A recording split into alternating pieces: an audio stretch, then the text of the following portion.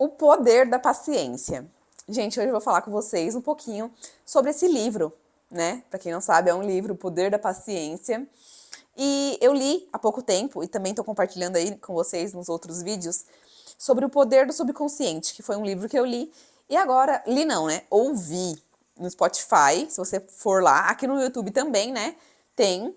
Se você escrever o nome do livro, provavelmente vai aparecer esse livro em audiobook, e aí é bem legal que você vai ouvindo. Então você tá no carro, você ouve, você tá em casa fazendo uma comida, você ouve, você tá na academia, você ouve, você tá trabalhando, às vezes só digitando ali, né, sem precisar de muita comunicação com ninguém, você ouve. Então é bem legal ouvir. Eu tô conseguindo ouvir bastante livros, até mais do que ler, porque eu leio geralmente antes de dormir, e ultimamente eu tô lendo menos. Apesar de que eu acabei até de ler um livro esses dias, então não tô lendo menos, tão menos assim. Então, vamos lá. O poder da paciência. Eu tava no mercado, ontem, acho que foi ontem, Não, ontem não. Meu Deus, não interessa, né? Mas acho que foi ontem mesmo. Com meu namorado, e aí eu vi lá O Poder da Paciência. Aí eu falei, zoando, olha esse livro, né? É igual O Poder do Subconsciente, só que é O Poder da Paciência, eu vou levar. Aí eu falei, não, tô zoando, não vou levar não, né? Tipo, só vi aqui aleatório. Aí depois cheguei em casa e falei, quer saber? Eu vou ver esse livro aí, né? Eu achei interessante, mesmo que eu não quis levar, né? Aí, ouvindo ele, gente, muito bom. Sério, muito bom. Eu ainda tô no começo, né? Porque comecei ontem. Mas já quero falar um pouquinho do que eu aprendi e ouvi com ele, né? Sobre ele, através dele, aqui com vocês. Eu anotei também aqui para não esquecer o que eu ia falar. Mas a primeira parte é que a gente tem controle sobre os nossos pensamentos. Às vezes a gente tem a impressão de que a gente não tem controle sobre os nossos pensamentos, aquilo que veio é o que é e é o que a gente vai aceitar. Então eu vou até dar um exemplo para vocês também do que aconteceu hoje comigo. Hoje eu levei meu carro no mecânico, né? Porque eu tô vendendo meu carro e aí no dia que eu fui no feirão levar ele para vender, no dia que eu fui levar ele, gente, eu liguei o carro, na hora que eu liguei o carro, acendeu 3 luzes que nunca tinham acendido. Do ABS, do freio de mão e do carro, tipo, patinando. O mecânico falou que é tudo ABS, né? Tipo, essas 3 coisas é porque é o ABS. E aí, levei hoje, né? Depois de uma semana, consegui levar no mecânico, foi o dia e a hora que ele tinha disponível. E aí ele falou assim, que ia ficar R$ 3.500. E, tipo assim, na verdade não é nem 3.500, pode ser que fique até mais. Mas não vai ficar. E aí, quando ele falou isso, já tinha acontecido umas coisas também, porque eu comprei umas roupas pra poder ir pra montanha. Ah, vai ser minha primeira montanha esse final de semana. Eu vou ver se eu consigo filmar pra gravar umas coisinhas pra cá. Se vocês gostarem, né? Mas eu vou gravar mesmo assim, se eu conseguir lembrar de gravar e se eu tiver pique pra gravar. Porque tem vezes que você fala assim, só quero viver, não quero gravar nada, né? E geralmente quando eu vou pro meio do mato, assim, eu fico assim, só quero viver. E aí, as coisas que eu comprei pra levar pra montanha não estavam chegando, gente. Todo mundo comprou. Tipo assim, depois que eu comprei há um mês atrás na Shein. E aí não chegava, não chegava e não chegou. E aí mandou mensagem, né? Eles mandaram mensagem falando que eu ia ter que pedir reembolso ou esperar mais uns datas indeterminadas.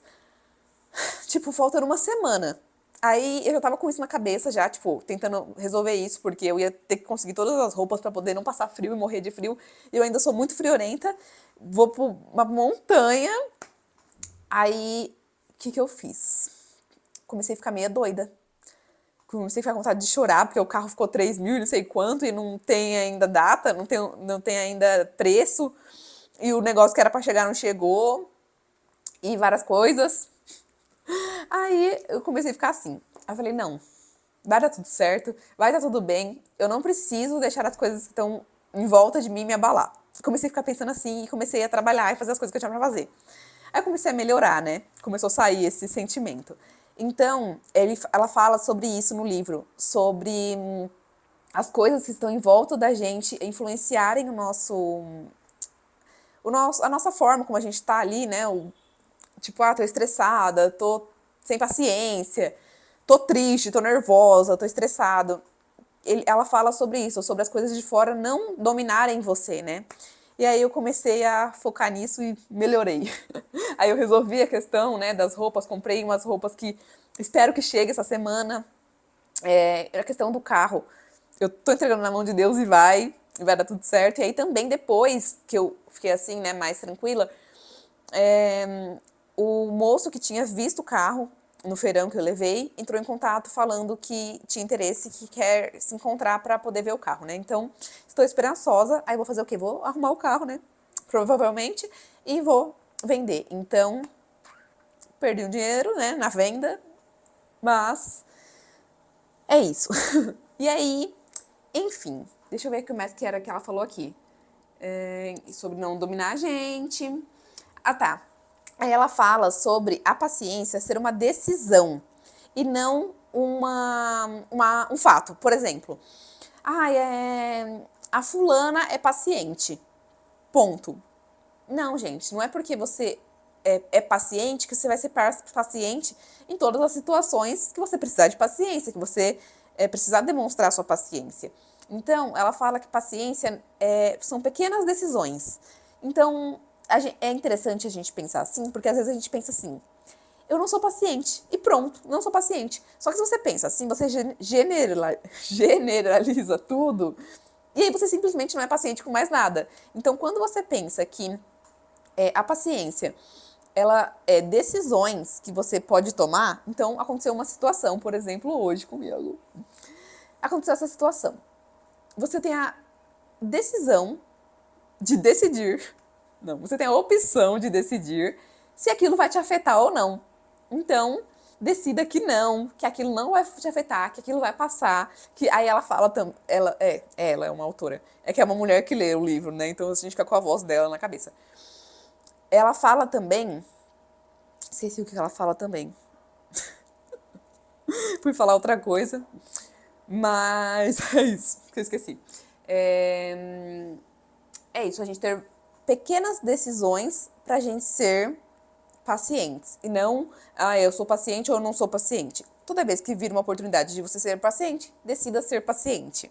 Decida não se abalar com aquilo, decida não deixar aquilo tomar conta de você. Aí outra coisa que ela fala também no livro é que essas pequenas coisas são como os parafusos de um avião. Então, assim, se você tá no avião e o avião começa a cair os parafusos, provavelmente vai dar ruim, né? Para um avião funcionar, é tão importante que tenha os parafusos quanto a asa do avião. E aí, acho que foi Madre Teresa de Calcutá que ela tava falando, não sei quem, não lembro, que tava lá no meio do mato lá, e aí viu um cara trabalhando e falou, o que você tá fazendo, né? Que ele tava dançando, sorrindo. E fazendo lá o trabalho dele. Aí ele falou assim, eu tô construindo um avião. E aí ele tava separando os parafusos. E a imagem que ele tinha, o que ele tinha na cabeça dele, é de que ele estava construindo um avião, porque ele falou isso, né? Que um avião, ele precisa tanto de parafusos quanto de uma asa para voar. Então, é tão importante aquilo quanto a asa do avião. Então, ele está construindo um avião. E aí, ela fala sobre isso, como um modo da gente ver as coisas. Então, também, às vezes, você está fazendo ali um pouquinho, né? Também ela fala nesse livro, né? Que ela falou essa frase, a Madre Teresa de Calcutá, que a vida são pequenos atos de amor. Que ela não podia fazer algo grande, mas ela podia fazer pequenos atos de amor. E isso é muito contraditório ao que a gente vive hoje, eu acho, né? Porque numa sociedade que tá o tempo todo fazendo coisa, e a gente tá o tempo todo ansioso e fazendo um monte de coisa. Você vê que a vida é pequenos atos de amor, é maravilhoso, né? Assim, é de mudar a visão, né? De mudar o jeito que você vê as coisas. E por último, o último exemplo que ela deu, né, que eu me lembro, né, porque teve muitas coisas até aqui agora no livro, bem legal, bem interessante. Mas o último exemplo que eu vou dar aqui é que ela fala sobre a gente, muitas vezes, ficar impaciente com outra pessoa, com o marido, com a família, principalmente, né, que são pessoas que são mais próximas da gente. E muitas vezes a gente tem essa impaciência com eles porque é algo que ele tem que falta em você. Então, por exemplo, ela estava dando o exemplo de uma mulher que ela ficava estressada com o marido por ele ser calmo demais quando o assunto era dinheiro. E aí ela percebeu que ela ficava estressada com ele porque era o que ela queria. Ela tinha inveja, é assim, né? Inveja, num sentido de querer ter uma atitude como a dele, mas ela não conseguia. Ela era agitada demais, ela era ansiosa demais, ela se preocupava demais com a questão financeira. Então, quando o marido dela agia com calma, quando o assunto era finanças, ela ficava estressada, porque ele estava agindo com calma demais, e etc. Então, às vezes, o motivo da gente ficar bravo com alguém é porque a gente não tem aquilo e a gente quer ter, e aí de algum jeito a gente se estressa, né? Que nem, por exemplo, também, às vezes, uma pessoa calma demais. Você fica estressado com a pessoa, porque a pessoa tá muito lerda, faz tudo muito devagar. Só que você queria ser um pouco mais assim, porque você é muito acelerada. Por exemplo, né? Então, fica aí a dica de hoje pra gente sermos mais calmas, e sim, esqueci a palavra também. Mas assim, realmente, quando vira uma situação, que é o que mais vem, né, gente?